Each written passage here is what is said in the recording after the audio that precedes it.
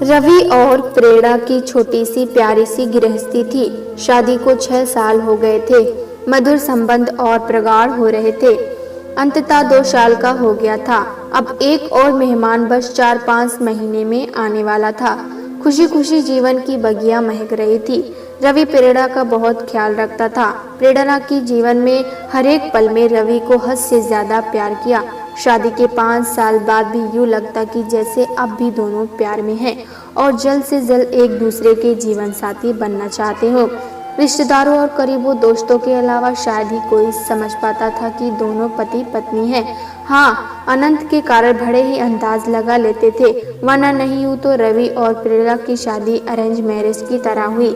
मगर सच यह था कि दोनों एक दूसरे को शादी से 3 वर्ष पहले से जानते थे और एक दूसरे को पसंद करते थे। दिल में एक दूसरे को जगह दी तो फिर कोई और दिल में न आया। दुनिया एक दूसरे के दिल में ही बसा ली सदा के लिए। सबके लिए एक नियत वक्त आता है और इन दोनों के जीवन में भी वो नियत खूबसूरत वक्त आया जब माता पिता समाज ने इन्हें पति पत्नी के संबंध में बांध दिया। जीवन आगे बढ़ा और प्यार भी। रवि और प्रेरणा के बीच इस तरह की बात होती। अमूमन पति पत्नी बनने के बाद ज्यादातर जोड़ों के बीच बहुत सारी बातें खत्म हो जाती है। मसलन राजनीति, खेलकूद, देश दुनिया, साइंस, करियर, हंसी मजाक आदि, पर इनके बीच सब कुछ पहले जैसा था। हंसी मजाक, ठिठोली, वाद विवाद, एक दूसरे की टांग खिंचाई, एक दूसरे को खास बातों पे सलाह देना लेना, साथ घूमना फिरना, एक ही प्लेट में खाना, एक दूसरे का इंतजार करना आदि सब कुछ बहुत प्यारा था। रवि और प्रेरणा के बीच ऐसा नहीं कि रवि और प्रेरणा के झगड़े न होते हों, होते थे, मगर वैसे ही जैसे दोस्त लड़ते झगड़ते मुंह फुलाते और आखिर में वही होता, चलो छोड़ो ना यार, जाने दो ना, सॉरी बाबा, माफ कर दो ना, गलती हो गई, और दोनों एक दूसरे को गले लगा लेते। सब कुछ अच्छा चल रहा था, कहीं कोई कमी न थी। जीवन बगिया प्यार से सराबोर थी। फिर भी जाने क्यों कभी कभी प्रेरणा उदास हो जाती, पर अगले ही क्षण अपनी उदासी झटक कर मुस्कुरा देती। रवि कभी शायद ही उसके उदास पल देख पाता और कभी दिख भी जाता तो प्रेरणा कहती, कुछ नहीं, यूं ही। अनंत के साथ दोनों के जीवन और निरंतर करियर की प्रगति से दोनों इतने खुश थे कि कई लोगों के मन में ईर्ष्या भी पैदा हो जाती।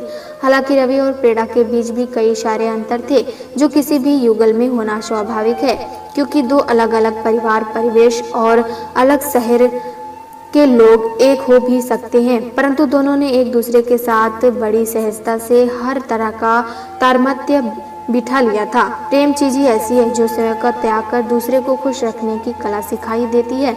मगर इन सब बातों के बीच एक ऐसी बात थी, एक ऐसी आदत रवि की जो प्रेरणा कभी भी दिल से एक्सेप्ट नहीं कर सकी। हालांकि उसने कोशिश बहुत की, उसने कई बार रवि से कहा भी, बहुत मिन्नतें भी की प्लीज इस आदत को छोड़ दो, ये हमारी प्यारी गृहस्थी, हमारे रिश्ते, हमारे अगाध प्यार के बीच एक दाग है। कहते कहते तो अब 6 साल बीतने को थे। रवि ने उस आदत को खुद त्यागना न चाहा या उससे हुआ नहीं, ये पता नहीं, जबकि कहते हैं कि दुनिया में जिंदगी और मौत के अलावा बाकी सब कुछ संभव है। खैर, वक्त बीतता रहा। प्रेरणा ने अपने मन को ही समझा लिए। उसको याद आता कि सभी बड़े बुजुर्ग और बुद्धिजीवी लोगों का कहना है कि संसार में ऐसा कोई नहीं जिसको जीवन की संपूर्ण खुशियां मिल जाए। महान पार्श्व गायिका लता जी के गीत सुन मन को बहला लेती। हर किसी को मुकम्मल जहां नहीं मिलता, कभी जमी तो कभी आसमान नहीं मिलता। वो सोचती, कोई बात नहीं, दुनिया में तो लोगों को न जाने कितने गम हैं। मैं तो संसार की खुशकिस्मत लड़की हूँ जो रवि जैसा जीवन साथी है। मेरी यही सोच मन में उठती एक हल्की सी कसक को खुद अपने ही विचारों को रगड़कर मिटा देती। मधुर पल और मधुर हो गए थे। नन्हे मेहमान के आगमन में बस 2 महीने की देरी थी। रवि जल्दी घर आता, प्रेरणा को बहुत बहुत प्यार देता। आनंद भी खुश था क्योंकि उसको बताया गया कि मम्मी तुम्हारे लिए जल्दी ही एक बहुत ही सुंदर गुड्डा या गुड़िया लेने जाएगी जो तुम्हारे साथ खेलेगा भी, दौड़ेगा भी और बातें भी करेगा। आनंद को गोद में लिए रवि प्रेरणा के साथ बैठ घंटों दुनिया जहाँ की बातें करता। प्रेरणा हर वक्त खुश थी, पर कभी कभी अनायास कुछ सोचती, रवि तुम सच में अपनी आदत नहीं छोड़ सकते। रवि उसके हाथ थाम फिर वही बात दोहरा देता जो पिछले 6 साल से कह रहा था, बस 2-4 दिन दो, मुझे सच कहता हूँ, इस बार पक्का तुम्हें शिकायत का मौका नहीं दूंगा। प्रेरणा कशक भरी मुस्कान के साथ सर हिला देती, ओके प्लीज, इस बार जरूर। रवि प्यार से प्रेरणा के माथे को चूम लेता, कभी गालों पर थपकी देकर कहता, इस बार पक्का, प्रॉमिस। बात फिर खत्म हो जाती। एक शाम अचानक प्रेरणा का दिल बहुत किया कि आज आइसक्रीम खाने चलते हैं। वैसे भी 2-3 महीने से कहीं बाहर नहीं की। रवि ने कहा, मैं घर पे ही ले आता हूँ। प्रेरणा नहीं मानी तो तीनों तैयार होकर आइसक्रीम पार्लर चले गए। पेट में खत्म हो गया था। डॉक्टर ने ऑपरेशन कर दिया था और अब प्रेरणा को बचाने की कोशिश में जुटे थे। थोड़ी देर में आनंद को लेकर माँ पुनः हॉस्पिटल आई। माँ ने रवि के साथ में एक पेपर देते हुए कहा, ये तकिए के नीचे रखा था, शायद आनंद के हाथ में खेलते हुए आ गया कोई जरूरी चीज हो, शायद ये सोच में लेते आई। माँ पढ़ना नहीं जानती थी, सो रवि पढ़ने लगा। उसने पहचान लिया ये प्रेरणा की लिखावट थी और जगह जगह स्याही ऐसे बिखरे हुए थी कि लग रहा था उसने रोते रोते ही ये सब लिखा है। अरे ये तो अभी शाम को लिखा है उसने, क्योंकि प्रेरणा की आदत सभी जानते हैं। वो कुछ भी लिखती है तो उससे पे अपने साइन करके नीचे तारीख और समय भी लिखती है। मतलब कि जब रवि थोड़ी देर के लिए सिगरेट पीने बालकनी में गया था तभी प्रेरणा ने यही लिखा था। रवि पढ़ने लगा था। रवि, जब प्यार में हम दोनों शराबोर हुए थे पहली बार, जब हम पहली बार अपने अपने दिल की बात एक दूसरे से कहने को मिले थे, जो शायद हमारे प्यार की पहली ही शाम थी। उस दिन हमने समंदर किराने बने उस कॉफी होम में समंदर की लहरों को साक्षी करके एक दूसरे से पूछा था ना कि हम एक दूसरे को ऐसा क्या दे सकते हैं जो सच में बहुत नायाब हो। मैंने कहा, पहले आप कहो रवि। याद है रवि, आपने कहा था। आपको तो शायद याद ही नहीं है, लेकिन मैं एक पल भी नहीं भूली। आप ही ने कहा था रवि कि मैं तुम्हारे सांसों में अपनी सांसों को जोड़ना चाहता हूँ। बोलो, दोगी मुझे ये तोहफा? मैंने आपकी आंखों में प्यार की सच्चाई देखी थी। उसी एक पल में मैंने आपके साथ अपना पूरा जीवन देख लिया था। ऐसे तोहफे आप मांगेंगे ये कल्पना तो नहीं की थी, लेकिन आपकी इस ख्वाहिश ने ही मुझे भी ये ख्वाहिश दे दी कि मैं आपकी ये इच्छा ज़रूर पूरी कर दूं। दिल में तो आया था कि अभी भी पूरी कर दूं, पर मैं शादी के बाद आपकी ये इच्छा ज़रूर पूरी करूंगी। मैंने सोच लिया था, लेकिन साथ ही ये भी था कि मुझे आपकी सिगरेट बर्दाश्त न थी। मैंने अपने घर परिवार में कभी ये सब देखा सहा नहीं था। मुझे इसके धुएं में इसकी अजीब सी स्मेल से हद से ज़्यादा नफरत थी। मेरा दम घुटते हो जा आता था इससे, लेकिन फिर भी मैंने नजरें नीचे करके कहा कि सही वक्त आने पर आपको ये तोहफा ज़रूर दूंगी। आपकी आंखें खुशी से चमक उठी थी। मुझे बहुत अच्छा लगा था।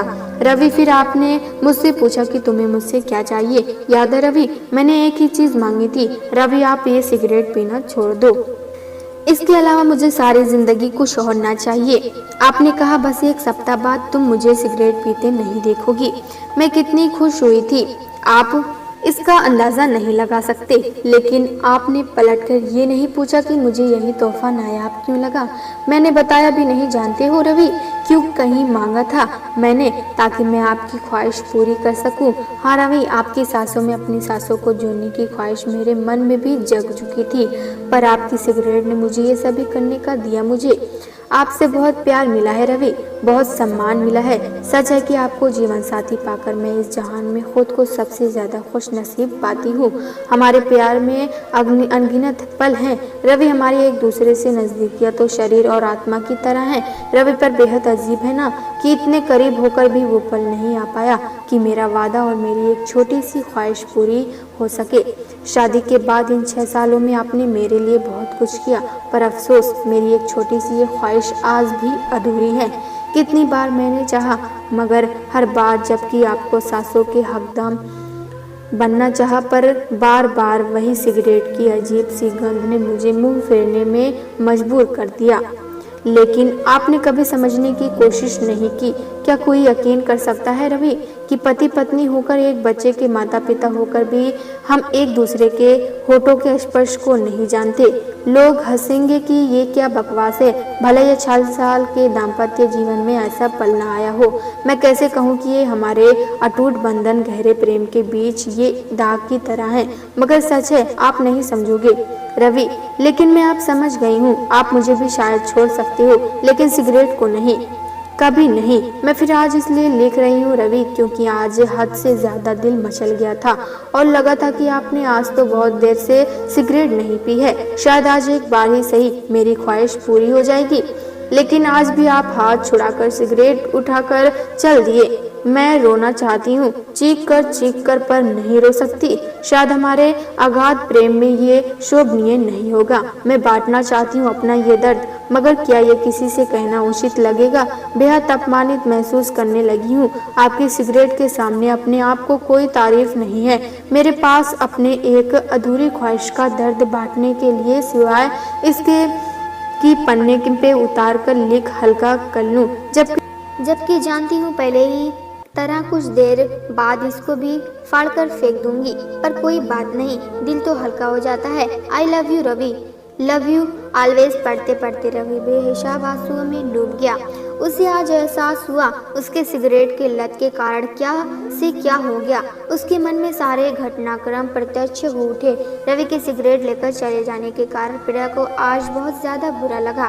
उसकी आंखों से आंसू झलक आए। उसने पेपर पेन उठाया और अपने मन की सारी बात उस कागज पे उड़ेलकर अपने मन को हल्का कर लिया। जब तक रवि सिगरेट खत्म करके कमरे में वापस आने वाला था, प्रेरणा का चेहरा आंसुओं से भीग गया था। वो उठकर मुंह हाथ धोने चली गई। जब वो वॉशरूम से वापस आने लगी, न जाने कैसे उसका पैर फिसल गया। ये उसकी संपन्न मन की दशा थी, या महज प्रेगनेंसी के कारण उसको चक्कर आया होगा, या कि उसकी जीवन की इतनी ही अवधि तय थी। ये तो परमात्मा को ही पता था, या फिर खुद प्रेरणा को ही रवि पागलों की तरह डॉक्टर से कह रहा था, मेरी प्रेरणा को बचा लो, मेरा सब कुछ ले लो, मेरी जान भी उसको दे दो, मगर बचा दो उसको। लेकिन ये नहीं हो सकता। 8 घंटे के अथक प्रयास के बाद डॉक्टर ने आकर कहा, हमने बहुत कोशिश की लेकिन हम हार गए। प्रेरणा के पास अब ज्यादा समय नहीं, उससे मिलने आप लोग। रवि बदहवास प्रेरणा के पास पहुंचा। प्रेरणा की आंखें शून्यता से भरी थी। रवि ने उसका हाथ थामा और पागलों की तरह कहने लगा, प्रेरणा मुझे छोड़कर मत जाओ प्रेरणा, मैं तुम्हारी हर बात मान लूंगा। आज से अभी से अब नहीं टालूंगा, 1 सेकंड भी नहीं, बस मत जाओ मुझे छोड़कर। प्रेरणा की आंखें रवि के चेहरे पे टिक गई। वो बहुत मुश्किल से जरा सा मुस्कुराई और अपने होठों पे एक मासूम सी ख्वाहिश सजाए हमेशा के लिए खामोश हो गई। प्यारे दोस्तों, अगर ये कहानी आपको पसंद आए तो लाइक सब्सक्राइब करना ना भूलें।